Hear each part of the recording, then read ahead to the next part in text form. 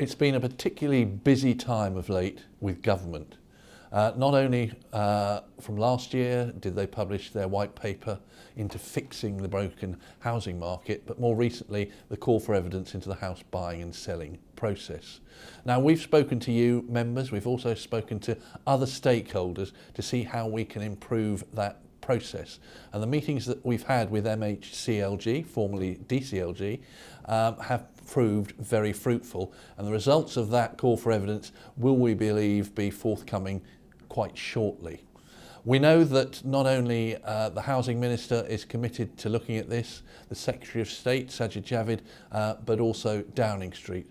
Property is hugely important at the moment, and the government, we believe, wants to try and sort it out. The other consultation currently out is into looking at redress schemes and whether there should be a single redress schemes. We as an organisation are responding to that consultation, and please have a look at it yourself. In terms of government, we've liaised, as we do on a very regular basis, with Land Registry, and again they're looking at digitalisation, making information freely available, open source data, which we believe, if it can be accessed and provided in the right way, will again speed up the housing process.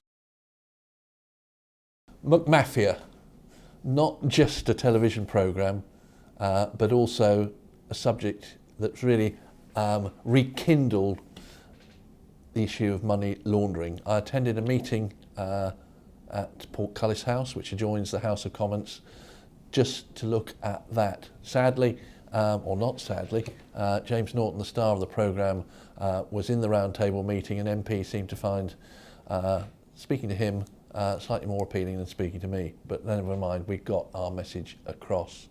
The recent announcement of the Register of Beneficial Ownership of overseas companies and other legal entities within the UK is something that we have been assisting the authorities with over the last 2 years, and it's good to see that this has now come into force.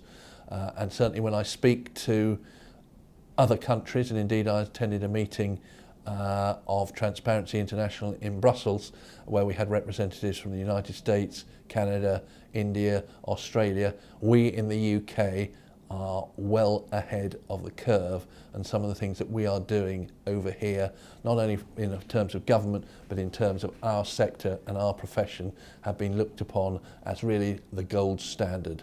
So I'm very pleased that we have been able to get to that level. What else have we been doing? We've had a very successful conference, albeit in the snow, in London, a record attendance in Edinburgh, and a very successful conference in Yorkshire. We're doing all we can to keep you ahead of the curve in terms of legislation. I know a lot of you at the moment will be struggling to get their heads around GDPR, but you will. It's not the horror story that it's made out to be, and we will be providing further fact sheets on that for you in easily digestible bites.